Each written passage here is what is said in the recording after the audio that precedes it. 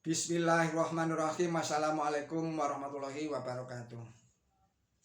Pada umumnya manusia memiliki dosa, entah sedikit, entah banyak.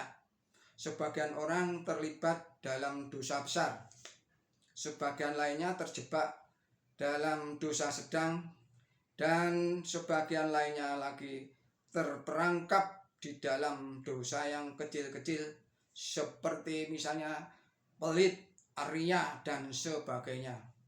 Selama manusia belum terbebas dari dosa-dosa itu, dia tidak akan bisa memperoleh kembali cahaya Allah.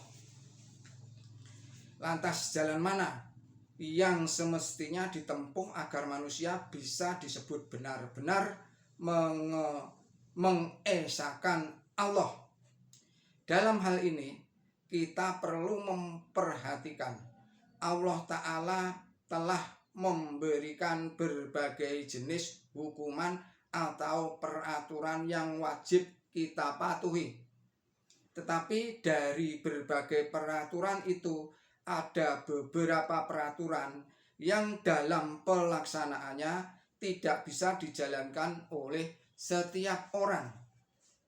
Ibadah haji misalnya wajib hanya bagi mereka yang memiliki kemampuan keuangan untuk menjalankannya, aman perjalanannya, dan memiliki persediaan yang cukup untuk memenuhi kebutuhan keluarga yang ditinggalkannya. Apabila syarat-syarat itu terpenuhi, maka orang itu bisa pergi menunaikan ibadah haji. Begitu pula dengan zakat, yang bisa dan wajib melaksanakan hanya oleh orang yang memiliki harta kekayaan yang sudah mencapai nisabnya. Bahkan sholat sekalipun memiliki syarat-syarat tertentu bagi yang menjalankannya. Tetapi ada satu hukum atau peraturan yang tidak berubah dan tidak bersyarat, yaitu kalimat tauhid yang menjadi akar dan dasar dari segala perkara, yaitu la ilaha illallah Muhammadur Rasulullah.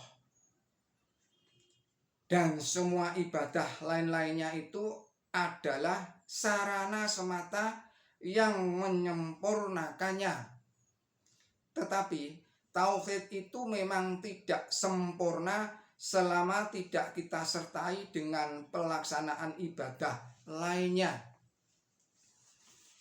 Orang akan dianggap tulus dalam mengikrarkan kalimat tauhid ini bila dia membuktikan dalam amal nyata bahwa sesungguhnya tidak ada yang diabdi atau ma'bud, yang dicintai atau mahbub,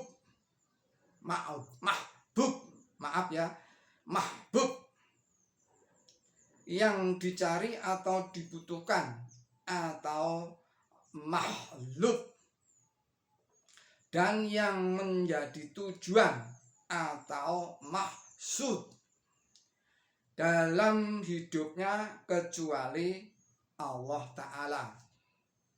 Bila demikian keadaannya, iman dan amal orang itu benar-benar telah menunjukkan dan membuktikan ikrarnya.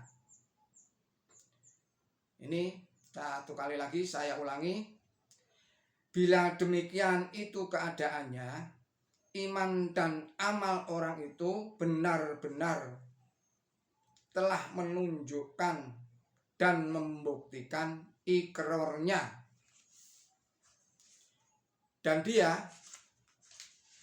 tidak akan disebut sebagai pendusta dalam ikrarnya di hadapan Allah Subhanahu wa Ta'ala.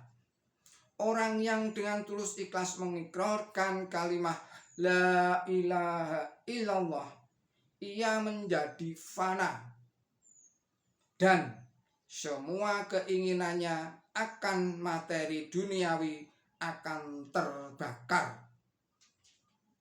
Lalu dengan mengikrarkan kalimat yang kedua, Muhammadar Rasulullah, ia berikrar untuk meneladani Nabi suci Muhammad Shallallahu Alaihi Wasallam.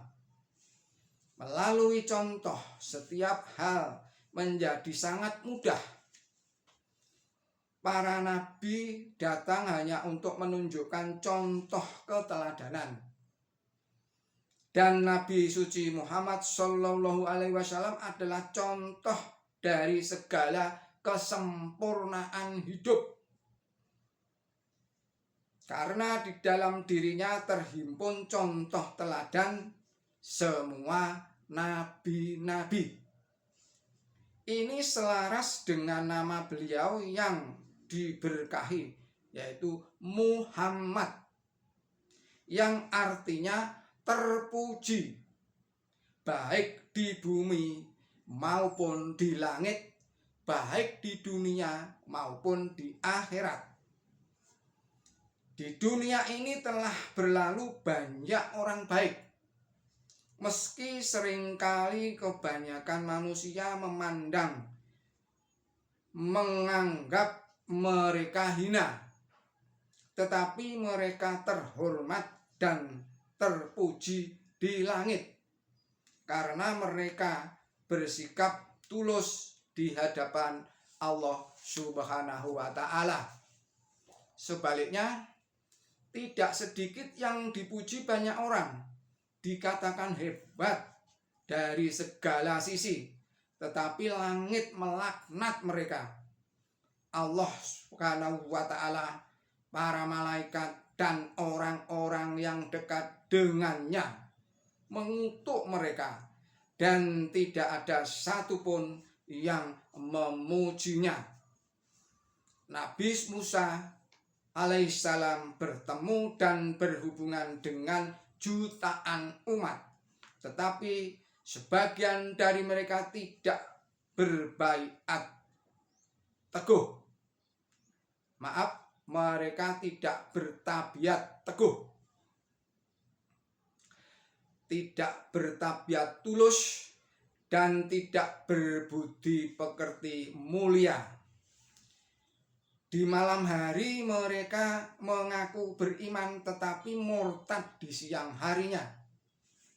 Nabi suci Muhammad Shallallahu Alaihi Wasallam adalah sosok yang dipuji dan dihormati, baik di bumi maupun di langit, baik di dunia maupun di akhirat.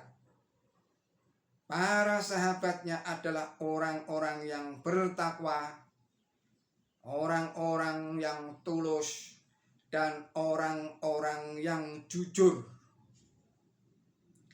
Tidak ada bandingannya di kalangan umat nabi-nabi lainnya.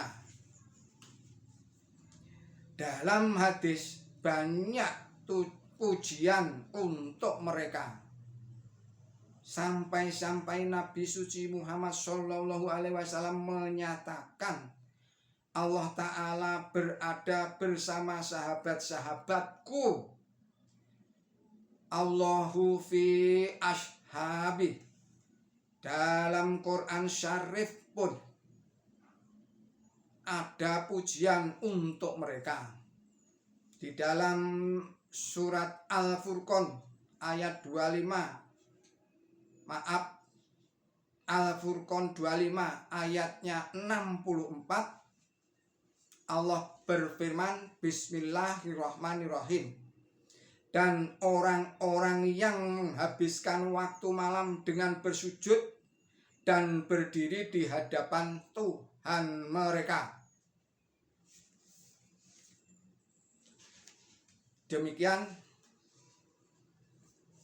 informasi dari Hazrat Mirza Ghulam Ahmad Mujaddid abad ke-14 Hijriah. Billahi taufik wal hidayah. Wassalamualaikum warahmatullahi wabarakatuh.